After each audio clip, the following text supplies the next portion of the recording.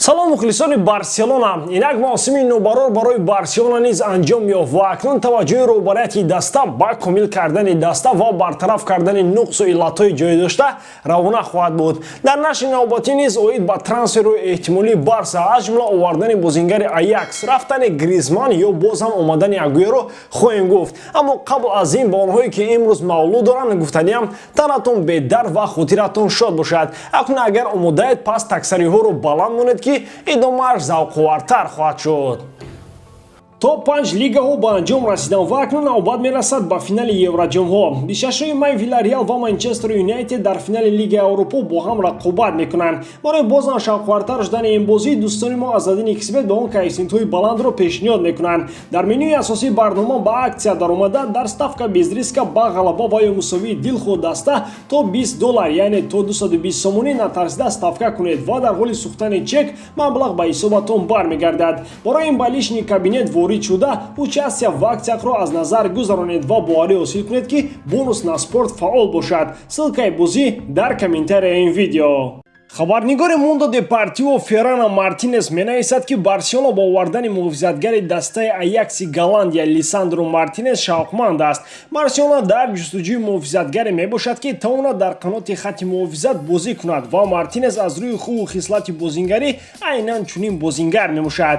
Бо эҳтимоли зиёд Мартинес ҷойгузини Лангле ва Умтити хоҳад шуд. Ҳамин оби мардуми Фаронса дар Каталония гуфти бо бои ғулум соф ранг нагирифт ки нагирифта. Аз як со Умтитиро бо нархи хандаовар ба дигарон пешниҳод мекунанду аз сӯи дигар аз Лангле халос шуданианд. Усмон Дембеле ва Антуан Гризманн гуфти он гапҳо ел истодагианд. Аммо дар ҳоли буҳрони молӣ дастаи каталонӣ мехоҳад ки барои харидории Мартинес пули калон харҷ накунад. гуфти акай машраб дигар ҳечи намефорад, ҳам бозингари хубу ҳам пули кам, яъне калони арзон. Аз рӯи маълумоти дошта Мартинес хело суръати баланд дошта метавонад томи паҳнои хатти қанотро маҳкам карда дар вақти лозима ҳуҷумро оғоз кунад. Бояд гуфт яке аз мушкилоти асосии Барселона ин хатти дифоъ мебошад, на ин ки муҳофизатгарони марказӣ, балки томи хатти дифоъро мебояд иваз кард. Шояд ҳамин аст ки Лангле ва Умтити аз нафароне мебошанд ки бо эҳтимоли зиёд Барса аз хизматашон мегузарад. чунончи борҳо гуфтем Пике пир шудааст, аммо Барселона барои хизматҳои қаблияш аз баҳри ӯ гузаштанӣ нест. Аммо бо паст овардани маоши худ Пике метавонад дар даста бимонад. Яъне муҳофизатгаре ки имкони мондан дар Барсаро дорад ин Оскар Мингеса ва Араухо бошад ки Мингеса ба қарибӣ шаҳрномаи худро бо Барселона тамдид кард. Барселона барои Жорди Алба бозингари рақиб мекобад. Ба гуфти Диарио Спорт Барса ба бозингари олмонии Аталантаи Италия Гозенс мароғ зоҳир кардааст. Гуфта мешавад ки Гозенс дар ҳуҷумҳои даста пайваста ширкат мекунад ва аз ҳама муҳим ӯ дар шакли 4 муҳофизатгар мутобиқ шуда метавонад. Боз ҳам муҳимтар аз ҳама ӯ ба бозигузории Куман мувофиқ аст. чӣ гуна дар хабари қаблӣ ишора кардем Барселона бо оҳистагӣ хатти муҳофизати худро дигар мекунад. Албатта мисли Алба бозингар ёфтан кори чандон саҳлу сода нест. гуфти он гапҳо Алба ҳам бачаи қадди кӯча нест ки ӯро бо дилхон нафар иваз кунӣ, дар ҳоле ки ӯ бо Месси бисёр якдигарфаҳмии хуб доранд ва дар майдон ба қавле зуд Алба Мессиро меёбад. Шаҳрномаи Робен Гозес бо Аталанта то соли 2022 қурб дорад ва бозингар имкони боз ба як соли дигар тамдиди онро дорад, вале худи бозингари олмонӣ ҳам хостори тағйири дастае бошад ва Барселона айни замон барои ӯ гузариши ӯ хело мувофиқ аст. Аммо ин нуқтаро низ бояд гуфт ки Барселона дар рақобат ба даст овардани ӯ ягона нест. ЮВЕНТУС, Милан, Интер ва ҳатто Манчестер Сити мехоҳанд ки ин бозингарро дар ҳайати худ бибинанд. Бо ин назардошт Аталанта ҳам гуфти он гапҳо бод гирифта қимати ӯро то 40 миллион евро боло бардоштааст. Аммо дар ҳамин айни бепулӣ худо медонад ки Барса барои ӯ 40 миллион сарф мекарда бошад. аз сӯи дигар Алба ҳам ҳоло чандон пир нашудааст ки ҳамин пагоҳ ӯро бояд оҷилан иваз кунӣ.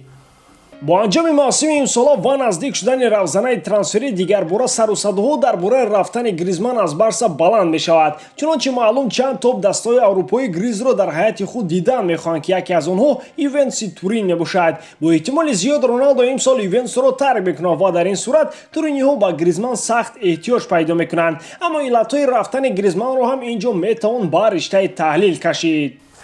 гап сари ин ки дар 2 соли баромад дар Барселона Гризманн интизориҳо роҳбариятро бароварда накард. аз сӯи дигар бар тибқи бархе аз хабарҳо Барселона аллакай бо Серхио Агуэро дар мавриди гузаштанаш ба ҳайати Каталониё ҳамаи гапҳоро пазондааст. инчунин дар Барселона омади Депайро мисли омади шоҳи дарвоз интизоранд ва агар ин ду гузариш анҷом шавад, гуфти Игнат Петрович, Гризманну нечего делать, зеро инҷо рақобат дар хатти ҳуҷум хело шадид шуда.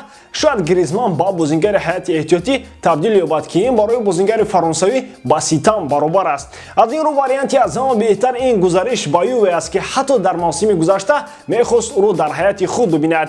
ин дар ҳоле аст ки тақдири ояндаи Алваро Марата ва Пауло Дибала дар Турин ҳанӯз норӯшан боқӣ мемонад.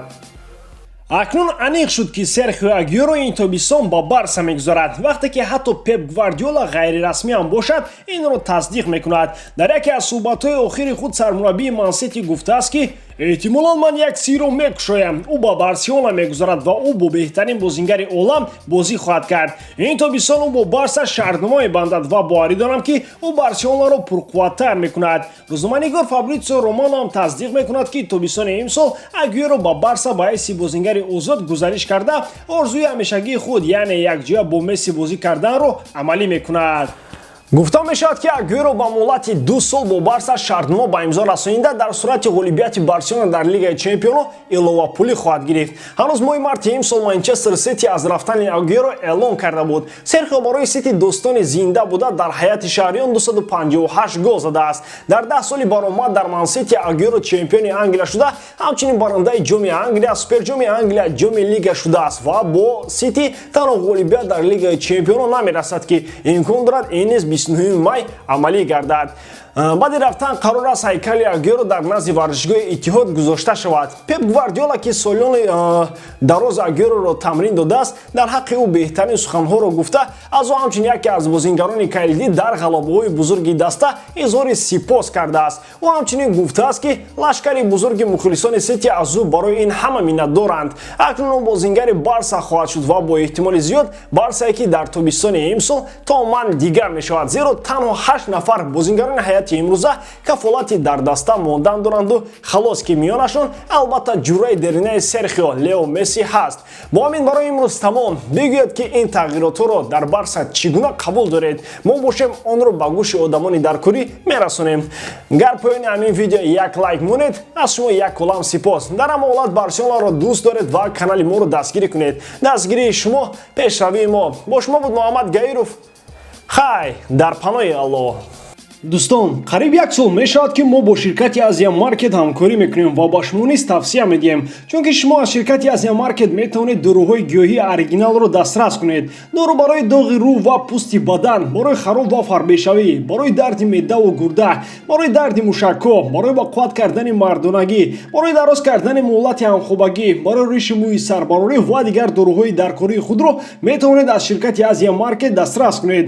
худи ҳозир ба номерҳои дар рӯи экран буда даромада занг занед ва агар скидка гирифтан хоҳед, пас ба саҳифаи Азия Маркет даромада дар вақти харидорӣ кардани доруҳо промокоди Гаировро истифода баред. ссилкаи саҳифаи Азия Маркет дар описанияи ин видео.